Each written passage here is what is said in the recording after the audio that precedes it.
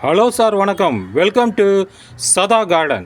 இந்த மாடிக்கு வந்திருக்கோம். மாடியில் அந்த செடிகளை பார்த்துட்டு இருக்கோம். இப்போ இந்த கருவேப்பிலை செடியை பார்க்குறோம். இலை வந்து கொஞ்சம் வெளிரித்தன்மையாக இருக்குது, பச்சை பசேர்னு இல்லை. அப்போ இதுக்கு என்ன காரணம்னா நைட்ரஜன் பற்றாக்குறை. இந்த நைட்ரஜன் பற்றாக்குறையை நம்ம எப்படி சரி பண்ணுறது அப்படிங்கிறத இந்த வீடியோவில் பார்க்க போகிறோம். அதே மாதிரி இந்த இலையிலையும் பாருங்கள், இலைகள் வந்து இது எப்படி இருக்குன்னு பாருங்கள். இது வந்து சரியில்லை பாருங்கள். ரெண்டாவது, இலைகள் சின்னதாகவும் வந்துட்டுருக்கு. அப்போ இதுக்கு வந்து நைட்ரஜன் பற்றாக்குறை இருக்கனால தான் இந்த இலைகள் வந்து பெருசாக வராமல் குட்டை குட்டையாக வந்துட்டுருக்கு.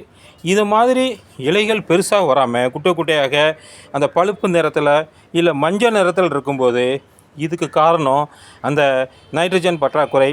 இந்த நைட்ரஜன் பற்றாக்குறையை எப்படி சரி பண்ணுறது அப்படிங்கிறத இந்த பதிவில் பார்ப்போம். இந்த நைட்ரஜன் பற்றாக்குறையை எப்படி சரி பண்ணுறதுன்னா, அது மீல் மேக்கர் அப்படிங்கிற பொருள் நம்ம பயன்படுத்துகிறோம். பிரியாணியில் உருண்டை உருண்டையாக இருக்கும், அதை வச்சு இது பண்ணலாம்.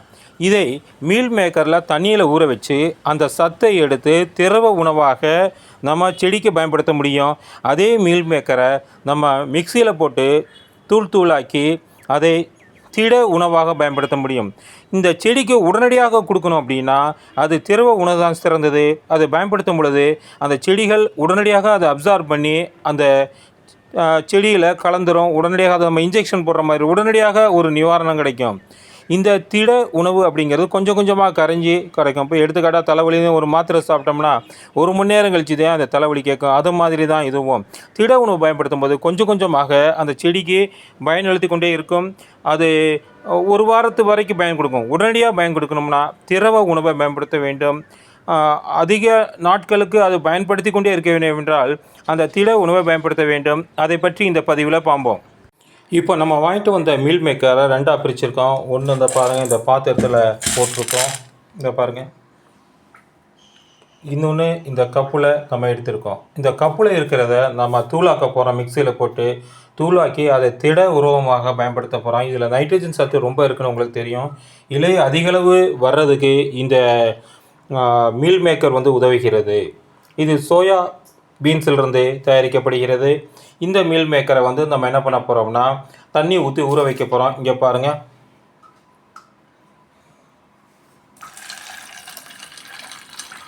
நல்லா மூழ்கிற வரைக்கும் தண்ணி ஊற்றுங்க. ஒரு 4 அல்லது 5 மணி நேரம் இது ஊறட்டும். இது ஊறின பின்னாடி இதிலிருந்து நம்ம கரைசலை தயாரிப்போம். இப்போ இது ஊறும்போது நம்ம இதை பார்க்கலாம். இதை என்ன செய்யலாம் அப்படின்னா மிக்சியில் போட்டு நல்லா ஆட்டணும். இப்போ இது மீல் மேக்கராக இருக்கிறதுனால இந்த வாடைக்கு எறும்புகள் அதிகளவு வரும். அதனால் நம்ம செடிக்கு பாதிப்பு ஏற்படும். அதனால் இதோட ஒரு பட்டையை போட்டு அந்த பட்டையோடு சேர்த்து அரைக்கும் போது பட்டை வாடைக்கு இந்த எறும்புகள் வராது. அதனால் இதோட ஒரு பட்டையை சேர்ந்து அரைக்க போகிறோம். அது எப்படிங்கிறத பார்ப்போம். சார், எங்கள் வீட்டில் பட்டையை காணோம், நாங்கள் என்ன பண்ணுறது அப்படின்னா பட்டை இருந்தால் அந்த பட்டையை போட்டு அரைங்க. அப்படி இல்லைன்னா இந்த வெந்தயத்தை போட்டு அரைங்க. இந்த வெந்தயமும் ஒரு கிருமி நாசினியாக இருக்கிறதுனால எறும்புகள் வராது. இந்த வெந்தயத்தை போட்டு அரைங்க. இது செடிக்கு ஒரு பாதுகாப்பு தரும். செடி பூக்கள் பூக்கிறதுக்கு உதவும். இலைகள் காய்கள் பெருசாகிறதுக்கு உதவும். அதிகளவு பூக்கள் கொத்து கொத்தாக பூக்கிறதுக்கு உதவும். நம்ம இதை கூட பண்ணலாம்.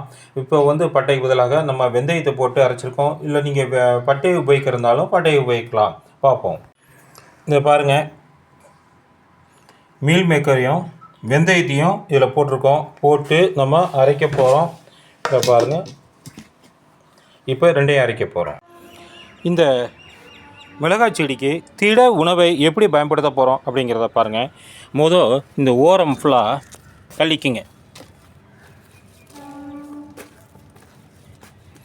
இந்த பாருங்கள், இதுதான் அந்த மீல் மேக்கரை பொடி பண்ணது. நைஸ் பொடியாக்கிற வேண்டாம், கொஞ்சம் இது கட்டி கொஞ்சம் திப்பி திப்பியாக இருக்கட்டும். இப்போ பாருங்கள், இது மாதிரி இருக்கட்டும். இதை கொஞ்சம் எடுத்துக்கிறோம். இதை பாருங்கள், எடுத்துட்டு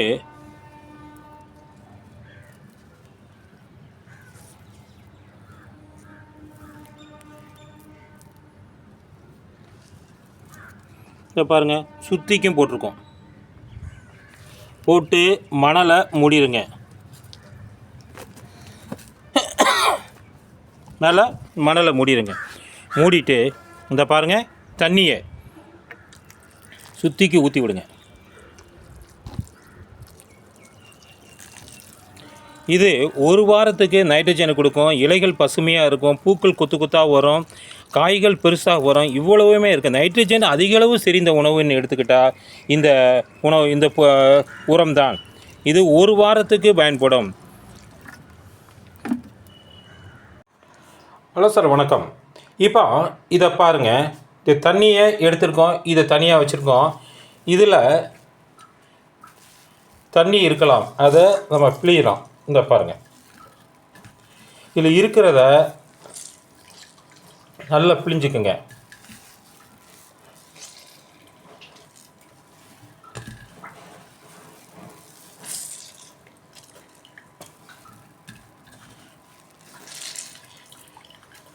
இப்போ இந்த தண்ணியை நம்ம இதில் ஊற போட்டதை இதிலேருந்து எடுத்து வச்சு பிடிச்சிட்டோம். இப்போ இது மீல் மேக்கர் தண்ணி. இந்த மீல் மேக்கர் தண்ணியில் நம்ம என்ன பண்ணலாம்னா, இதில் 1:2ங்கிற விதத்தில் தண்ணியை கலந்து செடிக்கு திரவ உணவாக கொடுக்கலாம். அதே இதை 1:1ங்கிற விதத்தில் கலந்து நம்ம செடிக்கு ஸ்ப்ரேயர் பண்ணலாம். இப்போ இதை என்ன பண்ணுறது அப்படின்னா, இதை திருப்பி கொஞ்சம் தண்ணியை வச்சு ஊற வச்சு பிழிஞ்சு இதை நம்ம பயன்படுத்தலாம். அதுக்கடுத்து இது வெறும் செக்கை தான், அது வரைக்கும் இதை பயன்படுத்திக்கலாம். இதை நம்ம எப்படி 2 வகையில் பயன்படுத்த போகிறோங்கிறத பார்ப்போம் வாங்க. இந்த மீல் மேக்கர் தண்ணியை பாருங்கள், இதை ஸ்ப்ரேயருக்கு எடுத்துக்கிறோம், வடிகட்டிக்கிறோம். பாருங்கள்,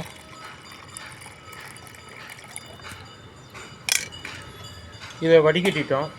இந்த பாருங்கள், இதை 3/4 லிட்டர் உள்ள தண்ணியில் ஊற்றுறோம். கலந்துருக்கு பாருங்கள்.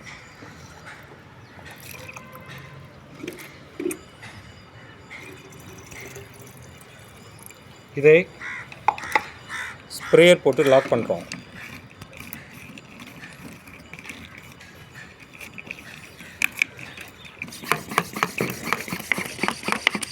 நல்லா ப்ரெஸ் பண்ணுறோம். இதை ஸ்ப்ரே பண்ணும்போது நமக்கு நைட்ரஜன் சத்துக்கள் அந்த இலை வழியாக போகும், செடி கொடிகள் சிறப்பாக வளரும். நம்ம அந்த மிளகாய் செடி அந்த கருவேப்பிலை செடியை நம்ம அதை ஸ்ப்ரே பண்ணுறோம். வாங்க பார்க்கலாம்.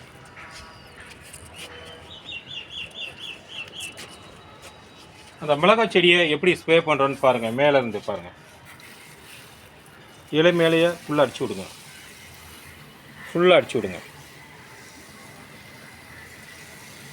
இந்த இலை வழியாக நைட்ரஜன் சத்து இலை பெருசாகும், கலர் மாறும். அதுக்கடுத்து நம்ம